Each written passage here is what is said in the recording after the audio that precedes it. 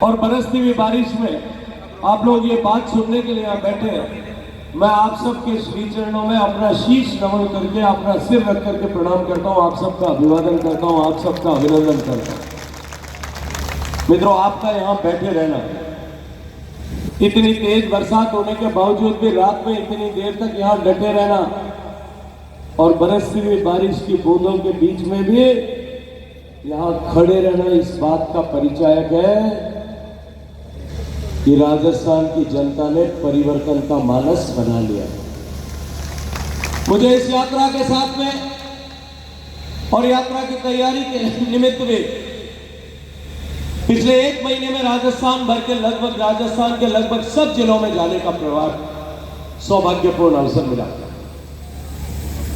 और मैं जिम्मेदारी के साथ में एक बात आपसे निवेदन करना चाहता हूं, क्योंकि इस यात्रा के साथ में भी मैं जैसलमेर से रवाना होकर के आज जब यात्रा यहां पहुंची है, कमोबेश 13 दिन में से लगभग 9 दिन इस यात्रा के साथ में रहा हूं। जैसलमेर से लेकर के बाड़मेर से लेकर के जालौर से लेकर के सिरोही से लेकर के पाली से लेकर के अजमेर से लेकर के और नागौर पहुंचने तक, और बाकी तीनों यात्राएं भी जो राजस्थान के कोने कोने में चल रही है, जिस तरह से जन सैलाब उमड़ रहा है, लोग उलट करके भारतीय जनता पार्टी का समर्थन करने के लिए और बदलाव के लिए अपनी प्रतिबद्धता व्यक्त करने के लिए सामने आ रहे हैं कि इनके राजस्थान में दौरा ही तो है, बाकी तो नहीं आता है। हम समस्या में, हम कष्ट में। पिछली बार जो चूक हुई उसके चलते हुए राजस्थान में जिस तरह बदहाली का राज है, राजस्थान को जिस तरह से भ्रष्टाचार करके लूटा गया, हर काम में भ्रष्टाचार। मैंने ऐसे ही वहां पूछ लिया सभा में कि भाई आपके यहाँ भ्रष्टाचार की क्या हाल है। सिरोही की सभा में हजारों लोग उपस्थित थे, तो उन्होंने कहा कि हमारे यहाँ तो डबल टैक्स चल रहा है, विधायक जी भी लगे हुए और विधायक जी के पुत्र भी लगे हुए। मैं कल रात को परबतसर में था, वहां मैंने सभा में पूछा, हजारों लोगों की उपस्थिति थी और मुझे कहा गया कि यहाँ काका भतीजा टैक्स चल रहा है। डीडवाना तो मैं आतो ही रहूं, मैंने ठाया मैं नगर पालिका में का हालत है, जब पता में कि तो घोटालों है वो भी मैंने ठाया। यहाँ जिस तरह से भ्रष्टाचार का आलम राजस्थान में, हर काम में भ्रष्टाचार, जनता की गाड़ी कमाई का पैसा और गरीब जनता के जीवन में परिवर्तन लाने के लक्ष्य के लिए नियोजित पैसा।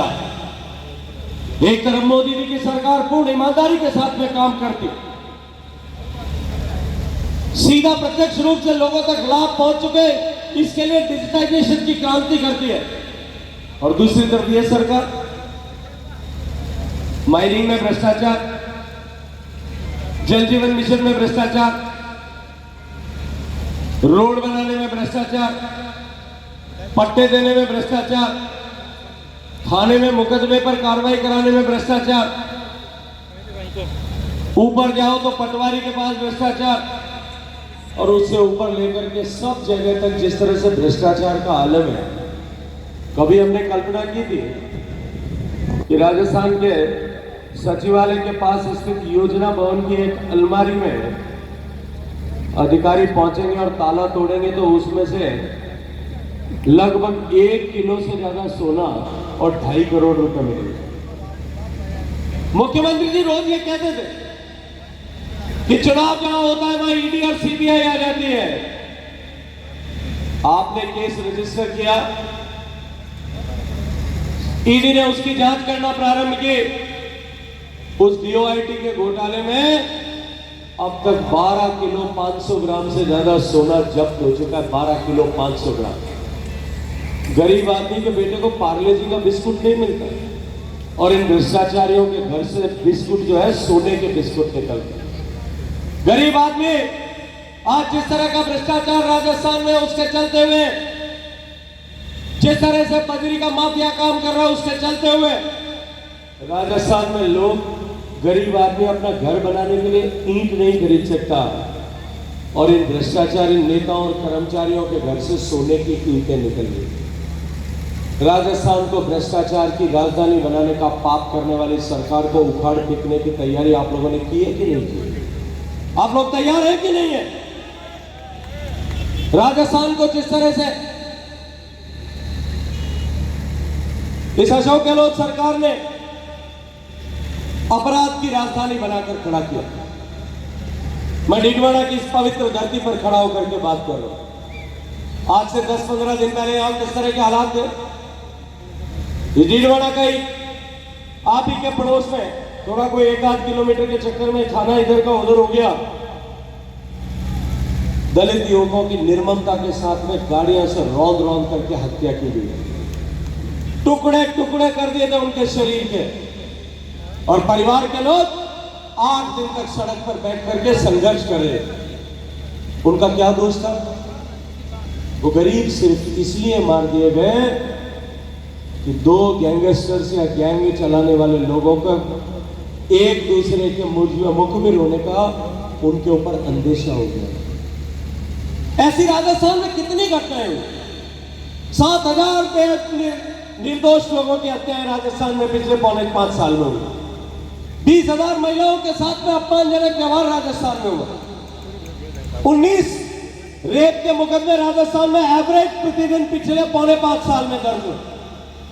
जब रेप के मुकदमे शुरुआत में दर्ज होना शुरू हुए, मुख्यमंत्री जी से दिल्ली के अखबार वालों ने पूछा, मुख्यमंत्री जी राजस्थान में ज्यादा रेप के मुकदमे क्यों दर्ज हो रहे हैं? तो मुख्यमंत्री जी ने कहा कि यहां 56% मुकदमे फर्जी दर्ज होते हैं। मैं पूछना चाहता हूं, फर्जी दर्ज हो तो आपने क्या कार्रवाई की? क्यों कार्रवाई नहीं की? उसके बाद में भी रेप के मुकदमे नहीं थमे।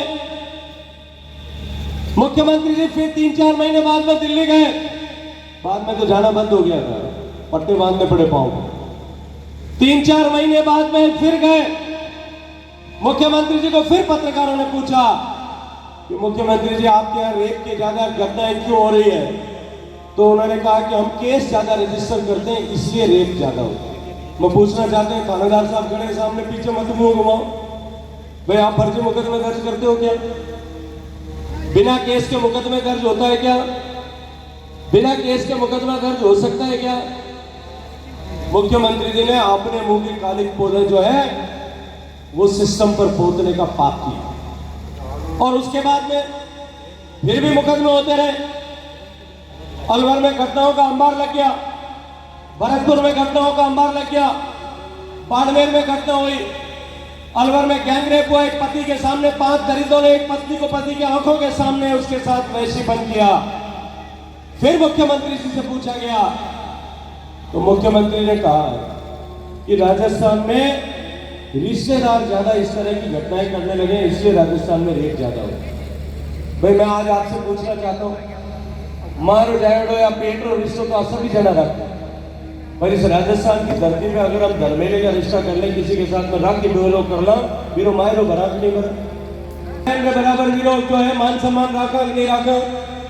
जिस प्रदेश के लोग एक राखी की अहमियत को समझते हैं, उस प्रदेश के रिश्तों को काल के मुंह पर कालिक पोतने का काम जो है ये अशोक गहलोत साहब ने। उसके बाद भी बलात्कार के मुकदमे नहीं रुके, निरंतर बलात्कार की घटनाएं होती रही। फिर माननीय मुख्यमंत्री जी को पूछा कि घटना हुई है, लगातार 7 दिन में 3 घटनाएं हुई है, जिनमें गैंगरेप के बाद में छोटी बच्ची का गला दबा करके उसकी हत्या कर दी गई है। ऐसी घटनाएं राजस्थान में क्यों हो रही है? तो उन्होंने कहा कि ये पोक्सो का कठोर कानून बन गया, इसलिए डर के हमारे लोग जो है बच्चों को मार देते हैं रेप करने के बाद। और थोड़े दिन बाद में कहा कि अब हम राजस्थान में कठोर कानून बनाएंगे। उसके बाद में भी रेप की घटनाएं नहीं मिटी। ये जोगेश्वर जी बैठे हैं, ये राजस्थान भारतीय जनता पार्टी के सचेतक हैं, इनके नेतृत्व में एलओपी ने प्रश्न पूछा, नेता प्रतिपक्ष ने प्रश्न पूछा, और उस प्रश्न का जवाब देते हुए राजस्थान सरकार के सबसे वरिष्ठ मंत्री, राजस्थान सरकार के सबसे उम्रदराज मंत्री, राजस्थान की अशोक गहलोत सरकार के सबसे अनुभवी मंत्री और राजस्थान सरकार के सबसे ताकतवर मंत्री, ताकतवर तो है भैया, अशोक गहलोत जी की सरकार बचाने के लिए आला कमान से बैठी बिठा दी उस शांति धारीवाल ने विधानसभा के पटल पर खड़े होकर के एक पाप किया मित्रों, पाप। क्योंकि ये राजस्थान ऐसा प्रदेश है जिस राजस्थान के मर्दों ने इस भारत पर, इस सनातन संस्कृति पर होने वाले हर हमले को अपनी भुजाओं की ताकत से हरा करके आने वाली हर उस ताकत का मुंह मोड़ करके वापस भेजने का काम किया।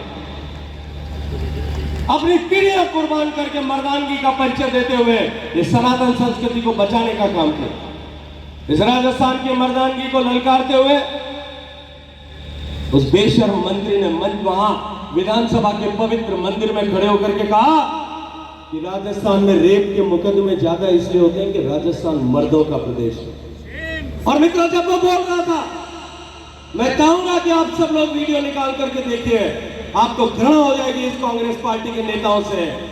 वो जब पीछे घूम करके हंसते हंसते बोल रहा था कि राजस्थान मर्दों का प्रदेश है, पीछे कांग्रेस पार्टी के नेता बैठ करके हिजड़ों की तरह तालियां बजा रहे हैं। ऐसे नपुंसक लोग जिन्होंने राजस्थान की बहू बेटियों की इज्जत को, लल को बचाने के बजाय मर्दानगी को ललकारने का काम किया, उनका हिसाब किताब बराबर करना है कि नहीं करना है? उनका हिसाब किताब बराबर करना चाहते हो कि नहीं करना चाहते? हमको संकल्प लेकर के उनका हिसाब किताब बराबर करना है। मित्रों, राजस्थान को जिस तरह से अपराध की राजधानी बनाया, उसी तरह से